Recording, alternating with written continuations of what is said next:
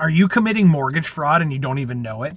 Recently, I had a scenario pop up where a buyer agent asked me on my listing when he brought the offer to provide $7,500 cash back from the seller on closing. So we'd close the deal, and then the seller would write a check or cash or however it was going to be back to the buyer, so that they would have $7,500 back from the seller to the buyer on closing.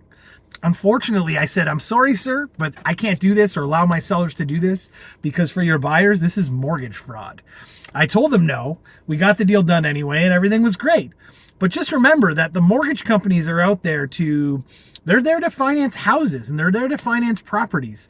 Yes, they will finance all the fixtures in the house, things that are attached to the house in order to make it run. Yes, they will also finance the chattels in the house that are required to run a house, fridges, stoves, washer, dryer, things like that. But if you're talking like tons and tons of furniture that's $10,000-$15,000, maybe even tractors and things that are $20,000 tractors. I've seen them. They're amazing.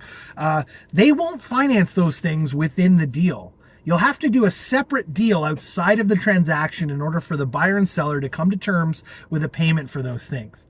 But at the end of the day, mortgage fraud is a crime. You're not allowed to do it. It's illegal. So just don't do it, people.